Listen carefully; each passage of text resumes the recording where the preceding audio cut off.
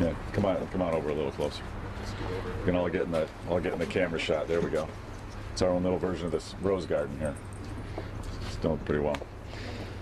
Thank you everybody for joining us today. Today is another in the process of taking on the challenge of turning around the state of Illinois. As I think you know, the legislature is holding hearings today on a number of topics. The most important one is on property taxes and the important priority of freezing property taxes and getting local control of the cost of government so we can hold down property taxes in the future. My concern, based upon feedback I've heard from the hearings going on today in the Senate, is that there is not a real sincere focus on controlling costs in local government and truly freezing property taxes for the long term and giving local control for the long term. There's more just general vague discussion and more commentary, even debating the issue of whether controlling local property taxes is important or not. And let's be crystal clear. Getting a handle on property taxes in Illinois and empowering local voters to control property taxes is one of the most important things that we can possibly do. Our property taxes, it's not debatable that they are punishing our homeowners, punishing our small business owners, punishing Illinois' competitiveness, causing us to lose jobs, causing the family incomes in Illinois to be lower than they should be. It's our biggest tax problem. That's not debatable. And for the Senate to spend time today debating or wondering how important property taxes are or how big a problem they are, that's a waste of time. That's not a sincere focus on the issue of turning our state around and getting agenda passed to get the state going in the right direction. And the sad fact is, when you look at the leadership in the General Assembly, Speaker Madigan, President Cullerton, and many members of the General Assembly that they control, they make money in their side businesses through high property taxes. They have a fundamental conflict of interest with the taxpayers, with homeowners, small business owners in the state. We've got to recognize that conflict of interest, and we've got to talk candidly and fundamentally about the challenges that are in front of us. Right now, there's an ongoing battle for the future of Illinois. It's the insiders, it's the political class against the working families, homeowners, small business owners of the state. That's the battle that's occurring right now today. And we can't let up, we can't fail in this battle. The side of good government has to prevail over bad government. The side of homeowners and taxpayers has to prevail over the insiders and the politicians who make money from high property taxes. Small business owners have to prevail over the government bureaucrats that are driving up the costs and driving employers out of the state, hurting job opportunities for our hardworking families. That's what the issue is here. And when Speaker Madigan and President Cullerton say they're for the middle class, it's baloney. Property taxes are the #1 tax crushing the middle class in Illinois. They are protecting the political class. That's the battle that's going on here. It's the middle class versus the political class. Mike Madigan works for the political class. The lobbyists here in Springfield, many of them are former Madigan employees. Many of them still affiliate with Speaker Madigan. The lobbyists, the cronies, the patronage workers, the bureaucrats, the government insiders, they're doing well under Speaker Madigan. And Speaker Madigan is leading the pack. He makes millions of dollars from the status quo in Illinois. We've got to take the power back from the Speaker, give it to the local voters. And on property taxes, this is the critical issue for us.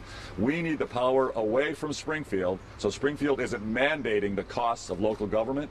Local voters, local taxpayers control the costs in their local governments. So here's the critical thing that we're proposing, and it's right in our bill. I hope, for those of you here today, I hope you've all read the bill.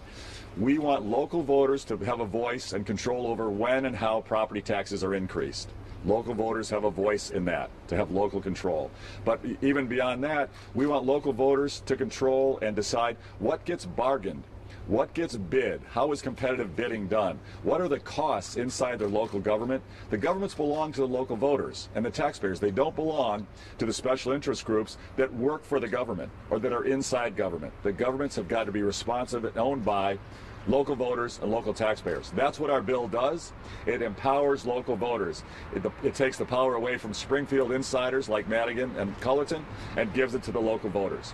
Now, I'm joined here today by a number of folks. I'd like them to address you as well. Leader Radonio, Christine Radonio from the Senate is here. She will speak next. But we're also accompanied here today by farmers, homeowners, small business owners, and a site selector, someone whose business it is to help businesses decide where to locate and site their businesses. And they're going to comment with you now about the issue of property taxes and how big an issue this is for the state of Illinois. At this point, I'll turn it over to Leader Radonio. Well, thank you. I am very honored to be able to participate today. I represent a very middle-class district. It's a district that is primarily bedroom communities. These folks are hardworking. They are not particularly wealthy, but they're making it. They're doing their part. They're paying their taxes. The number one call that I get into my district is, what can I do about my property taxes? Even knowing that we at the state level do not have as much as we wish we had to do with property taxes, that is the number one frustration.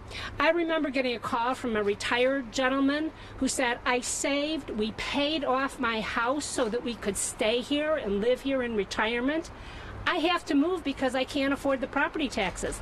They continue to go up. Unlike your mortgage payment, which you lock into for 30 years, you get that unexpected surprise when your property taxes go up. I remember that personally as a young homeowner, getting that first notice from the bank that my escrow was insufficient and thinking, holy cow, how am I going to handle this?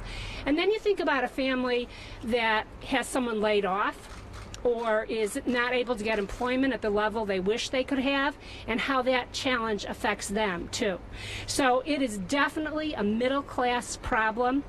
Now, we as legislators, and the governor as well, we're not unattuned to the complexity of property taxes, to the fact that they do in fact fund our schools and important local services. But the bill that I proposed for the governor gave local governments the tools to control costs. So what we are not interested in is to just freeze it and walk it away. It's a let's freeze it, give voters some control over it, and give local governments the tools they need to be able to control those costs. If we don't do that, that senior gentleman that I talked about is leaving his home and no longer paying those property taxes. In fact, he's probably going to Florida. My daughter, who just bought a house a few years ago and looks at homes in other states that are 2 bedrooms and are 4 bedrooms and 2 baths, and the property taxes are a fraction. Believe me, young people in this state are looking at those comparisons and saying, why am I staying here? We have to get this under control, and I think the proposal before us is realistic, and it's cognizant both of the taxpayer end of things and the side that provides services to taxpayers as well. So thank you for the opportunity to speak. Now, for a little different perspective, I'm going to introduce Brad Migdal, who is a corporate site selector. Brad? Thank you, Leader Radonio. You know, my job is... Can you spell that, please? Migdal, M-I-G-D-A-L. And where are you from? Chicago. Do you have an organization? I work for a corporate real estate firm. And my job is to help companies and advise them as to where the best cost of doing business. And I think what people don't realize is property tax is an above-the-line cost, not a below-the-line cost. It's a cost that it hits my clients on a day-to-day basis. I'm sorry? Oh, so my cost is a property tax, an above-the-line cost. It's a cost that hits my clients on a day-to-day basis. They analyze that cost comparatively wherever location they're going to do business. I think one of the fears that we have in Illinois, that Illinois is not just an Illinois-based economy, it's a global economy, a multi-state economy. And so when users are looking at whether or not to be in Illinois or to be somewhere else, they're looking at what their above-the-line costs are. But more importantly, I think one of the biggest things that if you look at any site selection magazine or any magazine that talks about where companies are going and in a corporate survey or anything like that, they're looking for labor availability. Where is labor at and where can they afford to live? And if we put a building somewhere, is there labor there and the people can live there? So that's the challenge I think that my clients are facing, is that if they put a facility somewhere and they locate there, is there going to be the availability of labor they can afford to live 5 minutes from their facility? So, you know, the governor and team have asked me to tell them what businesses are looking at. Businesses are looking at above-the-line costs and how they can measure above-the-line costs. And property tax is one of the highest above-the-line costs. And we measure on a per square foot basis in the industrial world and in the office world. So the higher it is, that's what it's compared against. And it's just taken into account in a total corporate site selection, you know, activity or analysis. I'm going to introduce Perry Kraft. Spell your name, please. Kraft, K-R-A-F-T. I'm a family farmer. I live in Springfield. Perry? P-E-R-R-Y? Yes. Yeah, the property tax issue hits us directly as farmers and landowners. As you know, agriculture production is a very cyclical business. We've been going through some pretty good times the last few years. Now we're coming into a very difficult phase. Income's going to be dramatically reduced, if not negative. The property tax increases that we've experienced are going to be a direct burden for us. When your business is running the red and you have property taxes increasing at that time, it can be very difficult.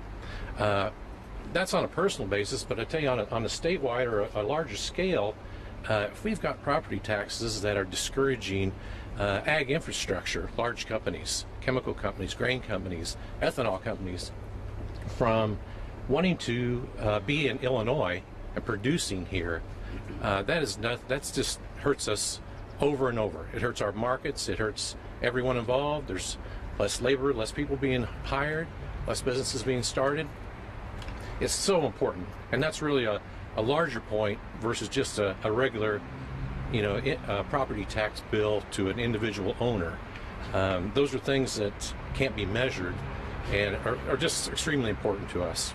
I think it's time that Illinois, come around and be competitive with the neighboring states. So, Mike? My name's Mike George, George. I'm in Springfield. I have rental real estate. I get a lot of people that come in. My business is designed for short-term, year to 4 years. A lot of people come in and they are looking to get used to the area, to see where they want to be before they buy. And the biggest comment I get, some people look at places to buy and they end up renting from me because of the property taxes. I've had recently several tenants who have actually left early and decided to leave the state. Just one yesterday. So I see it directly. I speak to realtors and I tell them what my situation is, what I hear from people, and they say they hear it all the time. Our taxes are way out of line compared to other states. I also wanted to say that, especially in the kind of business I'm in, I pass the tax along. So if the taxes go up, I charge more. And that continues to hurt people when they're paying higher taxes for their rental properties. Thanks. All right. With that, I'd like to open it up so questions to the group here today. President Yes, sir. Pollard Yes, sir. is going to vote on maybe two measures that they say are identical to your property tax freeze. In most negotiations, one side puts a proposal on the table, and maybe it doesn't include everything that you want, but one side puts a proposal on the table. Why don't you say, okay, that's your first negotiation proposal, now let me make a counter offer and go from there?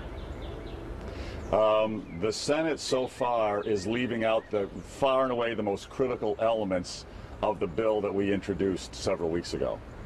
And until and unless they're ready to talk in good faith about those issues and include them, there's no real reform. Sometimes it takes years to get something through this legislature, as you well know, or your colleagues next to you have told you. Why not take the property freeze right now to claim victory and then go back and convince the people, build like you have been with the turnaround agenda, keep building on those other points to get your other pieces passed.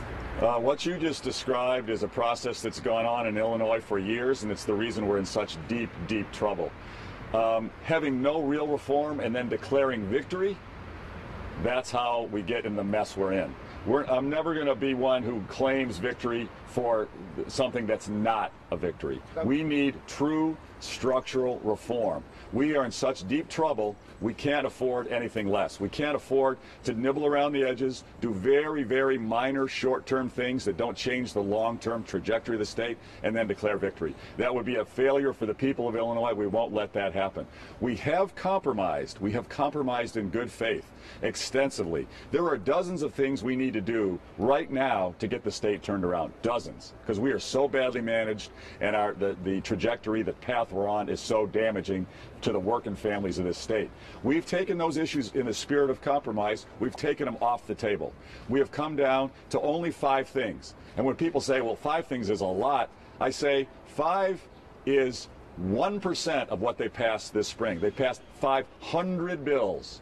500 bills this spring. They could have passed 5 that matter. Term limits, redistricting, remap reform, property tax freeze with local control of government costs, workers' comp reform, real workers' comp reform, not phony like they've done before and like what was just voted on by Speaker Madigan last week, and real tort reform, given we're regarded as a judicial nightmare for employers in this state. 5 real reforms, take everything else off the table, and in exchange for those 5 real reforms, we'll negotiate in good faith about a truly balanced constitutional budget. Even then, they've refused to have real negotiations on the specific issues in those 5 bills. So far, we've not seen any good faith compromise on their side. Governor, I'm told President Cullerton met with you today and proposed something on school funding and property taxes, a freeze of sorts. Your reaction to what he proposed to you? Well, I'll say a couple things. I appreciate the president meeting directly today. It's always good to have direct face-to-face conversations, and I appreciated that opportunity with the speaker a number of days ago and with the mayor as well. And these face-to-face meetings will be happening on a regular basis. I hope. I'm certainly pushing hard for that. In terms of the specifics that the president outlined, I don't think it'd be appropriate for me to go into too much detail. I should leave that to him. I don't want to break confidences. I'll say that I am supportive of relooking at our education funding formula, which is basically what he was proposing. I agree with him on that. I support that. Question, can we do that now to a substantial conclusion or not? I think would be hard to get that done given everything else on our plate. But whatever time frame he'd like to pursue it, I am very open. I think we need to relook at our education funding formula in Illinois. In terms of the president and his proposals about freezing property taxes, I'll just say that to the point the other gentleman made, the ideas on the table didn't include what really matters. I'll say that. Is that prevailing wage? He's offering 2 things that you say that you want. Doesn't that seem like a good deal? You know what? In negotiations, folks love to pick out pieces that they would say is a compromise. And the reality is, both sides have to agree what the priorities are. So we've made it clear what our priorities are, and so far they have been unwilling to talk about any of them. We're not talking about term limits. We're not talking about remap. And on the property tax freeze particular, the core issues of local control of government costs. That's the single most important thing. Local control of government costs. They haven't allowed that to be on the table yet. And without that, the reform will not stick. It's not sincere. It won't be real. Governor, I'm glad you mentioned that Yes. because, Yes? Governor, you've talked about Michael Madigan working for the political class, Cullerton working for the political class. What would you say, though, to people who say you've taken $1 million donations from corporate donors, and some people say, look at Rauner's budget, it doesn't seem to hurt corporations as much as it does, sort of lower, poorer people.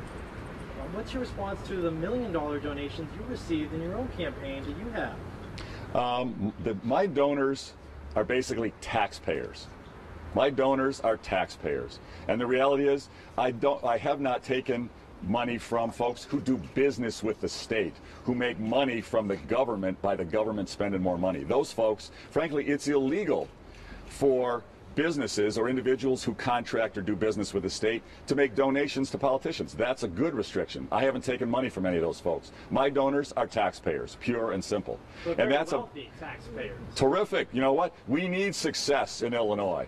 We need corporations in Illinois. If we push employers out, we don't have anything. We need to. Just a second. This is one of the most important issues. We need taxpayers represented. What we've got here under Speaker Madigan and President Cullerton is a government working for the government insiders and the folks who make their money from the government. We don't have representation from the folks who just pay taxes, who just want to grow jobs, who just want to work and not take things from the government, who just produce. Those folks aren't represented. The political class has the power. The working class, small business owners, big business owners, all job creators are getting punished in Illinois and they're leaving. And as long as that's true, we will never have balanced budgets. We'll never have the revenue to fund our schools or to fund our social services. That's what we've got to take on. It's economic growth and working people and business owners versus the political insiders. That's the battle that's going on right now. Well, Governor, you suggested a good question to me, and so I'm going to ask it, and then if you'd be so kind to follow up. You talk about your priorities. I don't need to tell you what month we're in. It is June. It's past the 31st. So what is your plan to get to the end of June for Illinois? The budget and all the other things that are important. Our plan is to negotiate with the legislature in good faith to get bipartisan agreement on a structural reform to grow our economy and get real value for taxpayers and properly fund our services of the government long term. In a constitutionally balanced budget that's sustainable over the long term. That's what we're going to get done. Our goal is to get it done as quickly as possible. Our goal was to get it done May 31st. We pushed hard. That failed. We're going to keep pushing as long as it takes. There were about 100 AFSCME Yes, sir. members. Yes, sir. Governor, you talked about how the $1 million contributors to your campaign are taxpayers. They're taxpayers. What about the people who are taxpayers who may contribute to somebody else? Are you saying that the ones that contribute, even though they're the job providers, are they more important than the ones who are the workers? Well, I'm sorry. What? I'm not following your question. Well, you said that the ones who contribute to you, they're the taxpayers. Uh-huh. You said they're the taxpayers. Well, there's other taxpayers in the state. Are you saying the ones who are contributing to you and are the job providers are more important than the ones who are doing the work? The distinction is people who make money from the government versus people who produce and give to the government. That's the distinction. That's the critical distinction. Right now, Illinois is controlled by Mike Madigan, John Cullerton, the politicians in the General Assembly that they control with their money, and the money comes from the folks who make their money from the government, from the taxpayers. That's the distinction, the critical distinction. Right now, the taxpayers themselves who don't make money from the government, who just pay taxes, and who own homes, who own small businesses, just want their kids to go to a good school and have their school decently funded, they're the ones who are being abused in Illinois, and they're the ones who are leaving the state. Who's doing well is the political insiders. Mike Madigan is making millions from his law firm from high property taxes. John Cullerton making huge wealth from his law firm from government inside deals. The lobbyists, many of the lobbyists I've learned the hard way here in Springfield, they've worked for Mike Madigan. They're affiliates with Mike Madigan. They're making a lot of money, many six figures of money. And the government insiders, the folks inside government who control government through Madigan, they're making a lot of money, way more money than the folks on the outside of government who are just taxpayers, who just want the government services to be efficient and effective. That's the battle, that's the distinction. And right now, the insiders, the political class is winning, and hard-working families, taxpayers, small business owners, and homeowners, they're losing, and they're leaving, and that's what we've got to change, and that's why we've got to win this fight. There were 100 people from AFSCME marching today. I'd like your reaction to that.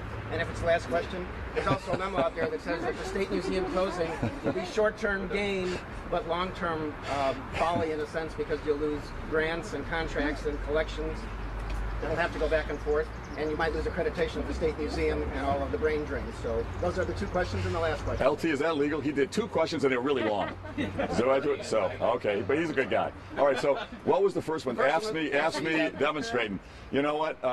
The insiders in government, who are making a lot of money from government, are going to be cranky about the changes. That's your employee? That's going to be the case. Change is difficult. We've got to make change. And to the folks in the government, I say, first of all, thank you for being public servants. Thank you for working for the people of Illinois. We want government to be a good place to work with good pay and good benefits. That said, we can't have government employees make much more than folks who are just taxpayers, to your point, who don't make money from the government, much more money for working in the government than they do out in the real world. Right now, today, insiders make more than the folks in the real world. We have pensions that are unaffordable that don't really occur in the real world. We have health care benefits that aren't affordable that don't really occur in the real world. And we have a pay scale based purely on seniority, not on productivity, not on effectiveness, not on saving taxpayer money. We need to change that. And the folks in charge inside government, don't like the change, but it's what's best. Frankly, the hard-working, good people who are government employees, and there are many of them, they're going to be happy with the changes. But some of their leaders and some of the folks who are there for other reasons, they're not going to be happy with the changes. That's okay. In terms of, it was the State Museum, and there's a 6-page memo. See, you said he could do too. There was a 6-page memo from the staff to DNR to your people saying if you shut down the museum or even take the steps you want to take, you lose, collections. You might get sued over people who have given you stuff. You lose federal grants. A brain drain if all these people are laid off and you've got all these years of experience. And the tourism, like 200,000 people visiting the State Museum in Springfield every year. So is that not? Is it worth it to save whatever, like $5 million, given those things, and that you'll be breaking a lot of contracts? Well, Burns, you're getting into a level of detail that I don't think it's right to go into right at this particular conference. We can talk with you further with our staff about it. The reality is, nobody likes cuts. I don't like to make cuts, but these are cuts that have been brought about by Speaker Madigan, President Cullerton, and the politicians in the legislature that they control through their money and their influence, making bad decisions for decades. That's what's causing this financial crisis. We have to live within our means. We are going to get a constitutionally balanced budget that works for the long term, and we're going to get local control of the important issues. That's what we're going to drive, and in the long term, we'll be able to properly fund the necessary services. Thank you. Thanks very much, everybody. How much If I does the tell crankiness we're help standing you? here in 90-degree heat, Governor. I have a question about property taxes, Governor. The point. On time, yes. Hey, Patty, sure, I have a question for you. Oh, how about